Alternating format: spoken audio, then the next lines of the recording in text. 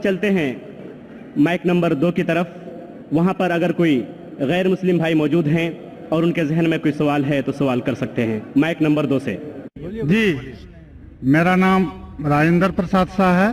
मैं अररिया जिला के कुरसाकाटा गांव का रहने वाला हूं और मैं धर्म से अगर पूछिए तो मैं न हिंदू हूं न मुसलमान हूं, मैं आनंद मार्गी हूं।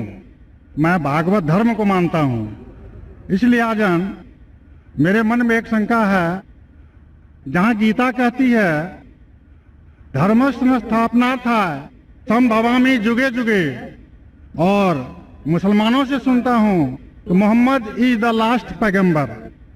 मेरा शक है कि परमात्मा अल्लाह की सृष्टि इनफिनाइट वेव्स में चल रहे हैं, तो इनफिनाइट समस्याएं आगे आएंगी। तो हुआ मोहम्मद द लास्ट पैगंबर।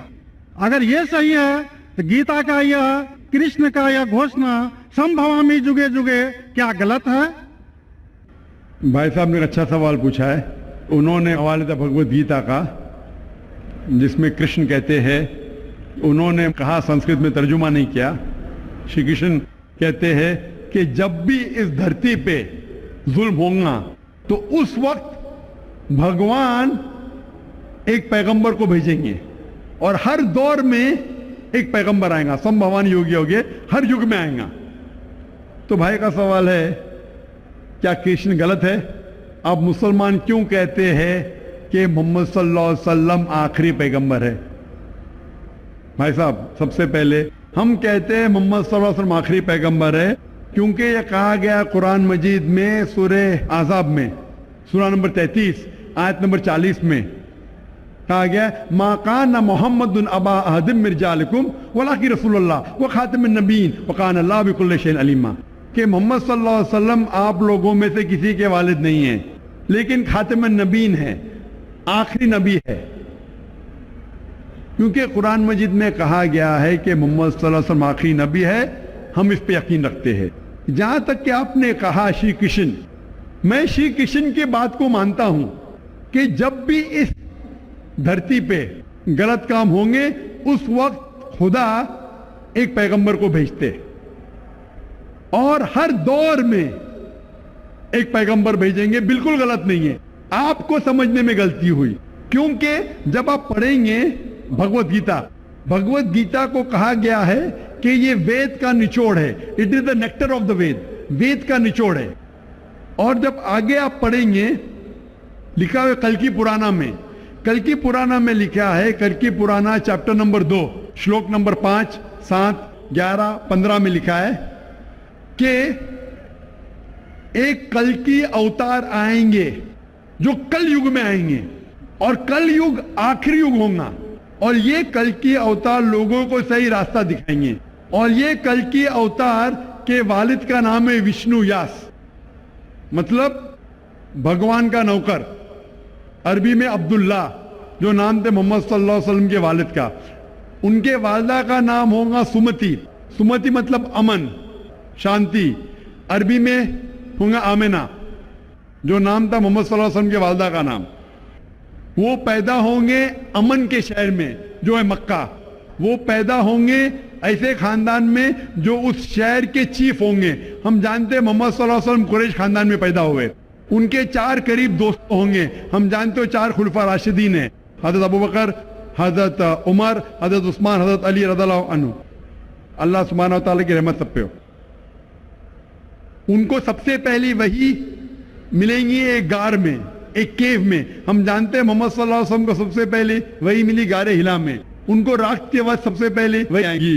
वो he will migrate northwards and come back. और मोहम्मद सल्लल्लाहु अलैहि वसल्लम मदीना में हिजरत की और फिर से वापस मक्का लौटे।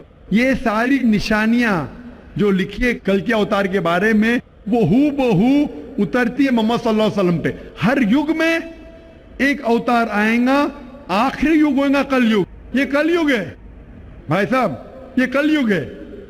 और कल युग के आखिरी अवतार है कल के अवतार, जिसका नाम कुरान मजीद में लिखा गया है मोहम्मद सल्लल्लाहु अलैहि वसल्लम।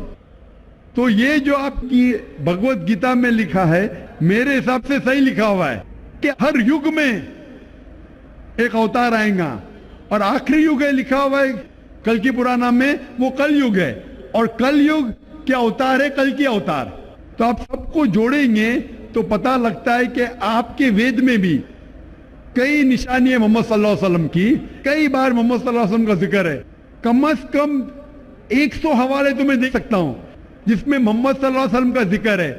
अगर आप पढ़ेंगे भविष्य पुराना पर्व 3 खंड 3 अध्याय 3 श्लोका 5 से 8, उसमें कहा गया है कि मोहम्मद सल्लल्लाहु अलैहि वसल्लम आएंगे और वो एक फॉरेनर रहेंगे और वो डेजर्ट से आएंगे। लिखा है भविष्य पुराना में पर्व 3 खंड 3 अध्याय 3 श्लोका 10 से 27 में मोहम्मद सल्लल्लाहु अलैहि वसल्लम का जिक्र है। अगर आप पढ़ेंगे कुंटप सुक्तास अथर्ववेद किताब नंबर 20 चैप्टर नंबर 127 श्लोक नंबर 1 से 14, उसमें मोहम्मद सल्लल्लाहु अलैहि वसल्लम का जिक्र है। मोहम्मद सल्लल्लाहु अलैहि वसल्लम का जिक्र कई जगह वेद के अंदर है, कई जगह पुराना में है। तो अगर आप भगवत गीता को लेते हैं, पुराना को लेते हैं, कल की पुराना को लेते हैं और एक मानते हैं, तो सारे ये श्लोका कह रहे हैं कि आखिरी पैगंबर आने वाले मोहम्मद सल्लल्लाहु अलैहि वसल्लम है और हमें मोहम्मद सल्लल्लाहु अलैहि वसल्लम मानना चाहिए। भाई साहब जी भगवत गीता मानते हैं आप? देखिए, मैं मानता किसी को नहीं हूँ। मैं तर्क के बौद्धिक स्तर पर जो मेरा लॉजिक एक्सेप्ट करता है उसी को मैं मानता हूँ। लेकिन आपने भगवत गीता का हवाला दिए क्या नहीं, मानना का मतलब वो आंख बंद का मानना, मैं आंख खोल कर मानता हूँ। तो आंख खोल के आप मानते क्या नहीं भगवत गीता को? बिल्कुल मानता हूँ। जो तो मानने भगवत गीता में लिखा है जो आने वाले आखिरी अवतार, जो पुराण कल की पुराना में लिखा हुआ है कल की अवतार, उसमें मानते हैं आप? देखिए, पुराण की बात नहीं कर सकूंगा क्योंकि कुरान की बात नहीं, पुराना कल की पुराना पुराण में मैं कर रहा हूँ क्योंकि पुराण के बारे में पुराणकार का जो कहना है कि अष्टादश व्यासस वचनम द्वे पापाय पर पीड़नम पुण्याय पर हितनम। इसी तरह का है कि 18 पुराण का उद्देश्य है कि दूसरे को कष्ट देना पाप है और दूसरे का भलाई करना पुण्य है। मैंने कब बोला कि दूसरे को कष्ट दो और दूसरे के भलाई मत करो? मैं कह रहा हूँ इस आधार पर मैं कुरान में लिखेगा दूसरे को कष्ट दो, कुरान में भी लिखे दूसरे को कष्ट मत दो, कुरान में भी लिखे दूसरे की मदद करो। तो इसके ऊपर बहस नहीं हो रही है, बहस हो रही है कल की पुराना पे, कल के अवतार पे। आप आखिरी पैगंबर में मानते हैं क्या नहीं, ये मैं पूछ रहा हूँ। मुझे कल की पुराण का अध्ययन नहीं है, कल की पुराण का अध्ययन नहीं है डॉक्टर साहब, मुझे कल की पुराण का अध्ययन नहीं है। तो आप अगर बुद्धि के ऊपर आप मानते हैं तो मेरी ये आपसे इल्तिजा रहेंगी कि कल की पुराना पढ़ो और ये जांच पड़ताल करो कि कल के अवतार कौन है और कल के अवतार की तहकीक करो। आप इंशाअल्लाह मोहम्मद सल्लल्लाहु अलैहि वसल्लम में मानेंगे।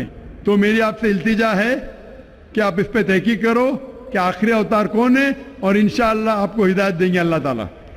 डॉक्टर साहब, एक रिक्वेस्ट है आपसे, मेरे एक भाई को दूसरा सवाल पूछने के लिए दिया, एक छोटा सा सवाल पूछ सकता हूँ? एक छोटा, वेरी वेरी वेरी कीजिए। मुसलमान लोगों को जब कोई हिंदू मिलता है तो बोलते हैं उसका आदाब, लेकिन किसी मुसलमान को बोलते हैं अस्सलाम वालेकुम।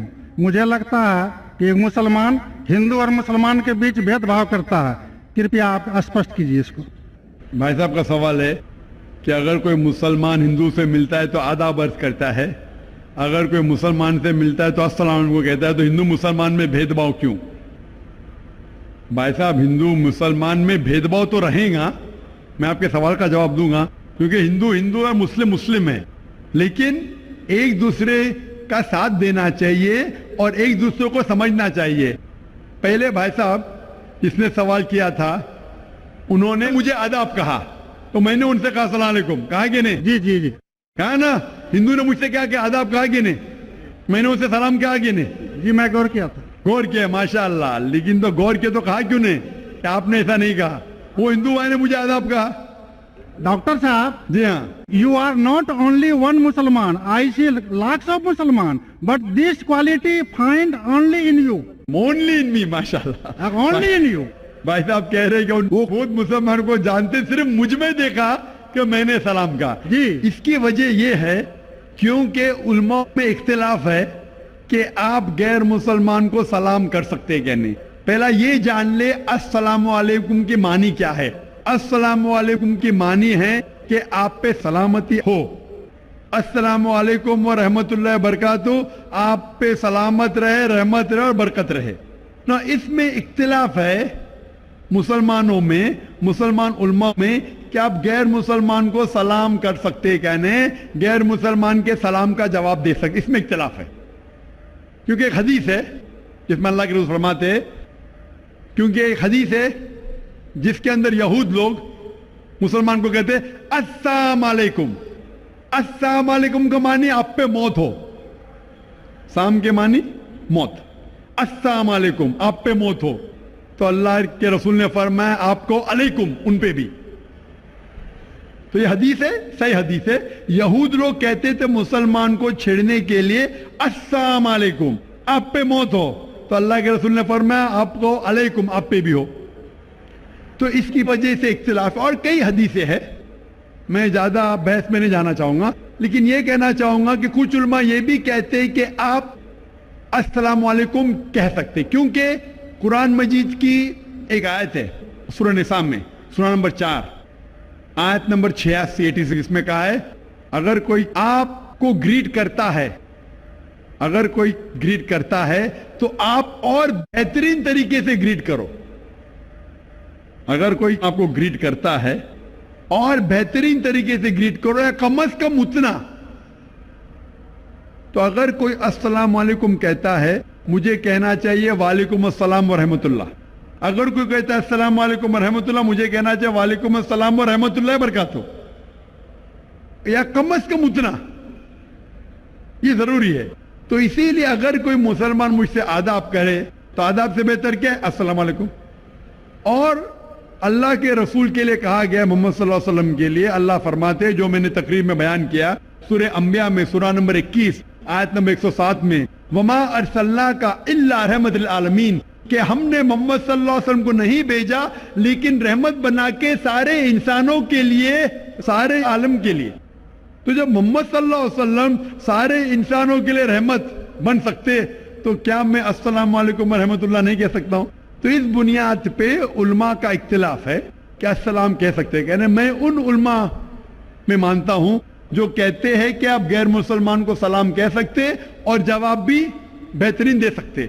इसीलिए जब भाई साहब ने कहा अदब, तो मैंने कहा अस्सलाम वालेकुम। मेरे हिसाब से अस्सलाम वालेकुम और बेहतर है,